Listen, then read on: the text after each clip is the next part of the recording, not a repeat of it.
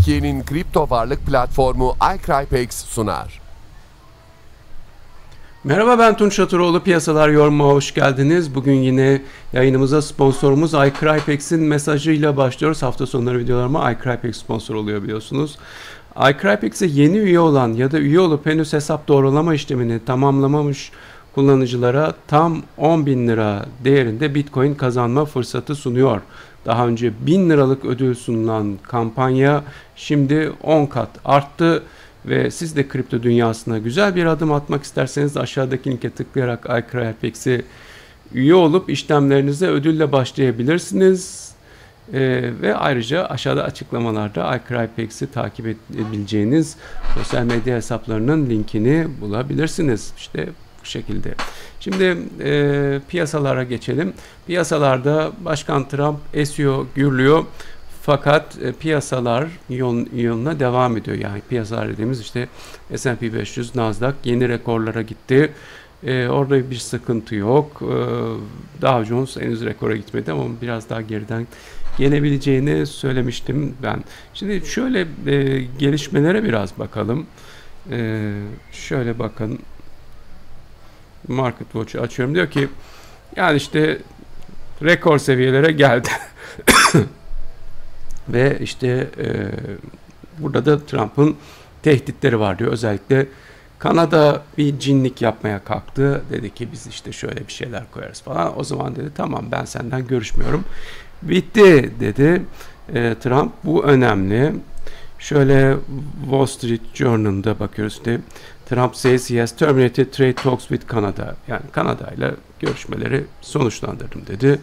Çünkü dijital hizmet vergisi koyacağız Amerikan şirketlerine demiş Kanada. Fakat piyasa bunu çok fazla takmadı. Bakın burası önemli. Piyasa bunu çok fazla takmadı.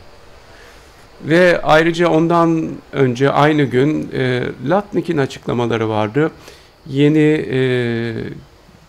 Yeni ticaret anlaşmaları açıklayacağız. Hindistan'la da ticaret anlaşmamız olabilir. Çok yakında dediler. Yani sürekli çok yakında deniyor. Bir şey olmuyor. Piyasada o yüzden onlara bir tepki vermiyor. Ama negatif bir şey olunca da piyasa fazla bir tepki vermedi ki ben masadan kalktım falan yaptım falan. Tabii burada Kanada'nın da yaptığı akıllıca değil. Yani sen karşıdaki adamı daha da böyle irite edecek bir işler yapıyorsun. Ya, ne yapsınlar? Onlar da geri adım mı atsınlar? Bak Çin daha akıllıca davrandı. Baştan böyle çok ağırdan sattılar kentlerini. Kendi iç kamuoyunu falan da kontrol ettiler. Ondan sonra da işte bir anlaşma yapıyoruz dediler. Sonra oradan da geri çekildiler falan. Yani güzel götürdü Çin şu ana kadar bence. Kanada da biraz ders alabilir bu konuda Çin'den. Tabii en akıllıcası kesinlikle yani Birleşik Krallık. Yani kimse eline su dökemez onların. Onu da söyleyeyim. Yani ondan sonra Çin gelir. Sonra öbürlerinin aklı başına gelecek. İyi götürdüler yani. Piyasada çok fazla önem vermedi. Piyasanın önem vermemesi bizim için daha önemli bir şey arkadaşlar. Demek ki piyasa artık bunları takmıyor. Burada bakın şu da vardı. Şunu da ekleyelim. İran'la olan şeyler öyleydi böyleydi İran dedi. Fakat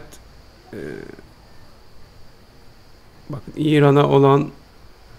İran'dan sonra arkasından Gazze'de de ateşkes ilan edilebilir diyor. Within the next week, önümüzdeki hafta içerisinde. Yani jeopolitik risk azalıyor. Jeopolitik riskin azalması piyasa için daha önemli. Bu arada şuna da kısaca değineyim. Zohran Mamdani, bu New York'ta belediye başkanı adayı olabilir, seçilebilir de deniyor. Kimsenin kötülüğünü istemek doğru değil. Ama bu adam da belediye başkanı olursa o New York'takilerin de çekeceği var yani. Tamamen serbest piyasa düşmanı, müdahaleci, yasakçı, bir adam gelirse berbat edecektir New York'u.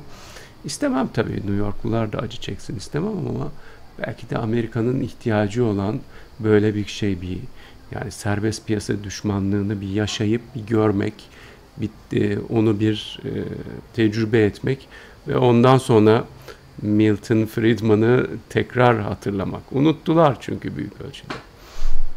Evet, bu daha büyük haber olmuş. Yani onu da söylemek istiyorum. Yani piyasa için şu daha büyük, Wall Street Journal için şu arkadaş, yani serbest piyasa düşmanı bu kişilik daha önemli şu anda. Ki sadece New York'u etkileme kapasitesi var yani. Peki buradan geçelim. S&P rekor kırdı. Güzel. %0,5'da yükseldi. Bir sonraki hedefimiz 6400. Ondan sonraki hedefimizi oraya geldikten sonra değerlendireceğiz. Oraya gelince satacağız anlamına gelmiyor. Bakacağız, devam edecek miyiz? Yoksa işte satacak mıyız? Onu o zaman değerlendireceğiz. Fed ne yapacak? O zaman ona bakacağız. Ama bir sonraki hedefimiz 6400. 6400'den satın demek değildir diye altını çiziyorum. Burada o 6400'e geldiğinde de Nasdaq'ı öyle değerlendireceğiz. Yani Nasdaq'ı için şimdiden şöyle bir hedef verip işte S&P'de hedef bu bilmem ne de böyle demiyoruz. Yani 6400 hedefimiz geldiğinde Nasdaq'ı da o zaman değerlendireceğiz. Şu anda Nasdaq'ta 22.500'deyiz ve yani bir gayet de güzel çıktı. Nasdaq'ta daha ileriye dönük 26.000 hedefim var. Ama bu farklı yani. S&P'deki 6400'den farklı. İşte Nasdaq'ta şu anda %15'lik bir potansiyel var. Görünüyor. S&P'de ise 6400'e kadar diyeceksiniz ki sadece %3,5'luk potansiyel var görünüyor. Çünkü ondan sonra bir tane daha hedefimiz var ama o 7300. Onu konuşmak için daha var. Yani özellikle Nasdaq hedefi üzerinde durmak istemiyorum çünkü ama o zaman da böyle olmaz mı, şöyle olmaz mı bir takım sorular geliyor. Hayır, belirleyici olan şey S&P 500.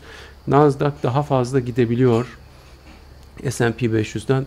O yüzden tavsiye ettiğimiz şey Nasdaq'tır. Yani QQQM dediğim ETF'tir. QQQ da olabilir. Sadece yönetim ücreti daha fazla, onun bir parça daha fazla. QQQM tavsiye ediyoruz. Biz bunu alamıyoruz. Midas'ta biz bunu alamıyoruz çünkü bizim bunu alacak yerde bir hesabımız yok. Veya biz bunu alamıyoruz çünkü vergi işlerini öğrenmek istemiyoruz diyebilecek insanlar için de o zaman Tefas'ta AFT fonunu tavsiye ediyoruz. Bunun haricinde de özel bir hisse ya da ETF tavsiye etmiyorum. Hep de soruluyor. Cazip hisse yapmayacak mısınız Amerikan borsası için? Yapmayacağız. Bu QQM ETF'i güzel de ben yanında bir de şunu almak istiyorum. Tavsiye etmiyoruz. Tavsiye ettiğimiz şey şu. Onun yerine bunu alsam daha iyi değil mi? Tavsiye etmiyoruz. Tavsiye ettiğimiz şey QQQM. Bu şekilde söyleyeyim. Bir de ben video yapıyorum. Videoda bir şey söylüyorum. Şunu tavsiye ediyoruz falan diye. Videodan sonra bazen birkaç saat sonra, bazen aynı gün hala aynı fikirde misiniz diye sorulardan çok geliyor. Çok sıkıldım. O yüzden bundan sonra hala aynı fikirde misiniz diyenlere diyeceğim ki hayır değilim. Aynı fikirde değilim. Peki dün videoda böyle söyledin derse o zaman bugünkü videoyu izle, bak bakalım hangi fikirdeymişiz, öğren diyeceğim. Çünkü bu hale getirdiler yani işi. Yani Amerikan borsasını beğeniyoruz. Amerikan 10 yıllıklara bakıldığında işte o da fena gitmiyor, görüyorsunuz. Amerikan 10 yıllıklar bu şekilde gittiği için de halen daha TLT alabilir miyiz? Alabilirsiniz. Şu Ichimoku'yu da geçsin. Şu 4.16'yı da geçsin. Ondan sonra almayın diyeceğiz. TLT ile ilgili alımla ilgili herhangi bir yorumum olmayacak. Baştan hatırlatıyorum. Gelelim Bitcoin'e. Bitcoin'de tekrardan göstergelerimiz pozitife dönmüştü. Alım önermiştik. Alım önermeye devam ediyoruz. Aşağıda 106.900 ve 105.972 destekler. Bitcoin'de alım önermeye devam ediyoruz. Ether'de alım önermiştik. 2454 geçilmeden yeni alım önermiyoruz demiştik. Evet, aynı şekilde 2454 geçilmeden yeni alım önermiyoruz. Aşağıda 2400 ve 2361 desteklerimiz bulunuyor. Ripple'da en son durumda şu durumda 2.19 geçilirse yeniden alım önerebiliriz. Yukarıda 2.23 direnci var. Aşağıda da 2.11 desteği bulunuyor. Yani esas itibariyle kripto paralarda önerdiğimiz şey Bitcoin'dir. Diğerleri değildir. Kapsamı arttırmamla ilgili bir takım istekler geliyor. Kapsamı arttıramıyorum. Zaten yazlıktayım. İş yükümü de azaltmaya çalıştığım bir ortamda kapsam arttırmak istemiyorum. İstanbul'dayken de birçok işim olduğu için kapsam arttırmak istemiyordum. Bu şekilde yani kapsamda bir değişiklik yapamıyoruz. Kripto paralarda ve başka şeylerde de tabii ki böyle. Şimdi burada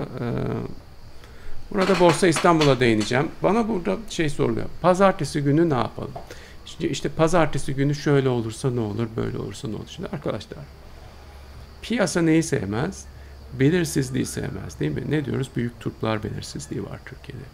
Şimdi pazartesi günüyle ilgili olarak bakıyorum, herkes her şeyi biliyor. Ne olacağını herkes biliyor. Herkes konuşuyor yani. Valla ben bilmiyorum, onlar kadar emin değilim. Ama bu durumda pek bir belirsizlik de yok gibi görünüyor. Belirsizlik yoksa işte satayım çıkayım, dolar alayım bilmem ne. Bunlara gerek yok yani. Bunların hiçbirine gerek yok. Bizim kendi stratejimiz var. Onu uygulamaya devam ediyoruz. Pazartesi günü mahkeme kararı olurmuş, olmazmış bilmem ne. Beni hiç ilgilendirmiyor. Çünkü ortada bir belirsizlik yok. Belirsizlik olursa bir şey olur. Piyasalarda önemli bir hareketler olur. Belirsizlik yoksa, herkes her şeyi biliyorsa, o zaman bana ne yani? Ve bir de ben şunu söyleyeyim. Ben kimseye gidin dolar alın demem. Ya, dolar almak çok nadir, belirli durumlar haricinde önerdiğim bir şey değildir. Dolar cinsi yatırım öneririm. Pazartesi dolar alayım mı? Alma o zaman, cevabı bu yani. Alma, tamam mı? Yani dolar önerirsek de bununla ilgili bir yatırım öneririz. Şu anda da ne yatırımı önerdiğimiz bellidir. Nasdaq, oraya yatırım yapan fonlar, değil mi? Ve bir de gümüş tavsiye ediyoruz. Bitcoin tavsiye ediyoruz. Onu da şimdi söyledik. Yani başka da bir tavsiyemiz yok. İşte bu kadar yani. Para piyasası fonunda kalmaya devam edeyim mi diyenler olabilir. Evet, devam edin. Bence erken faiz indirimi zaten yapılamadı bu ay. Önümüzdeki ay kesin yapılacak diye bakılıyor. Dur bakalım. O da o kadar kolay değil. Onlara kalmış olsaydı erken faiz indirimleri şimdiye çoktan devam etmişti. Ama carry trade dur bakalım dedi. Carry trade dedi ki böyle doların artmasına izin verirsen ben paramı çekerim. Peki dolar artmasın diyorsun. Faizi indirirsen carry trade belki diyecek ki faiz indirirsen ben paramı çekerim. O zaman belki indiremeyeceksin. O zaman da para piyasası fonunda da bir miktar para kalabilir. Ben endişe edecek bir şey olduğunu düşünmüyorum pazartesi günü için. Ha, borsa düşer mi? Borsa düşmek için zaten bahane arayan borsa. Yani işte ne deniyor? Gözü toprağa bakıyor mu denir falan. Öyle bir yer yani. Şöyle bakalım gene de. Gene de tekrardan gelmiş şöyle bir trend çizgisi üzerinde kalmaya çalışıyor. 9900 hedefimiz devam ediyor. Vade veremiyoruz. Ama alım önermiyoruz. Yükselişlerin satış fırsatı olmasını bekliyoruz. Yani işte beklenildiği gibi olmaz. Pozitif bir karar çıkar, bir şey olur, borsa çıkar. Olabilir. Her şey olabilir. Yani bunları bilmemize imkan yok analist olarak. Meraklısı için cazip hisseler videosu da yaptım. Oradan da bakabilirsiniz, izleyebilirsiniz ne tavsiyem var diye, ama ben alım tavsiyesi vermiyorum burada. Çünkü çok fazla belirsizlik var. Türkiye'de borsadaki bütün hikayede erken faiz indirimlerinin devam edeceği yolunda. Böyle saçma bir şey olmaz yani.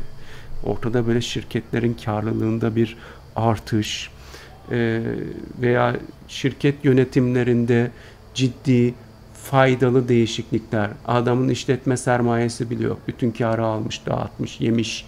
Ondan sonra da diyor ki işletme sermayem yok. Bu faizden borç almam gerekiyor. Ticaret kredi kullanılmadan yapılmaz diye falan da akıl öğretmeye de kalkıyor üstelik. Bu kadar akılsızca bir işler yapıp sonunda akıl öğretiyor adam. Ve hayır çok güzel, biz o yüzden ticaret yapamıyoruz. İnsanlar ticaret yapacağını görüp faize koyuyor. Senin işletme sermayen yeterli olsa sen gene ticaretini yap. Ben işletme sermayesini yedim. Kar dağıtımı yaptım. Ondan ev aldım kendime. Araba aldım. Bilmem ne yaptım. Yedim. Altın aldım. Yok şimdi işletme sermayem. Ne olacak? Ben batacak mıyım diyor adam. Akıl fikir vermediyse ben ne yapayım yani. Değil mi? Buradan da gelelim gümüşe. Çok sert bir düşüş oldu. Okey. Ve sadece gümüşte değil, diğer değerli metallerde, özellikle platinde falan da oldu. Ama bu mumun olmasını gerektirecek ne vardı derseniz, işte şurada bir hazret bizim Türkiye saatiyle saat 10'da ben güzel bir satış yapayım demiş. Bir hazret kimse çok sağlam bir satış yapıyor. Böyle de bu aşağılara düşüyor. Sonra tekrar destek bulduğunu görüyorsunuz. 36'nın altındadır ama 35.98 yani. Çok da önemli değil bence. O yüzden yani şöyle işte 12 saatlikten falan da bakıldığında fena değil bence görünüm. Şu aşağıdaki desteklerde durmuştur. Gümüş tavsiye etmeye devam ediyoruz. Altında durum nedir? Altında 3274 mü? 3265 bu daha evvelki bir destek. Oraya kadar gelmişiz, kalmışız. Yeni alım önermiyoruz. Zaten satın diye önermiştik. 24 Nisan'da sonra 24 Nisan'da kaç? 3330'muş. Şimdi 3274'müş. Tamam. Bakın burası Ichimoku. Burası kırıldıktan sonrası daha kötü olur. Ondan sonra hala satayım mı diyenlere de cevap veremeyeceğimi baştan söyleyeyim. Şu Ichimoku kırıldığı zaman daha kötü olur yani. Şu anda halen daha fırsat var. Halen daha gümüşe geçmek için fırsat var. Altın gümüş rasyosu geldi şöyle, şu 90'da takıldı. Burası da kırılırsa 84'e doğru hızlı hareket etmesini bekliyoruz. Arada belki şöyle bir 87 var ama hızlı hareket etmesini bekliyoruz. Yani gümüşü beğenmeye devam ediyoruz. Altını beğenmiyoruz ve bugünlük de bu kadar. Türkiye'nin kripto varlık platformu iCrypex sundu.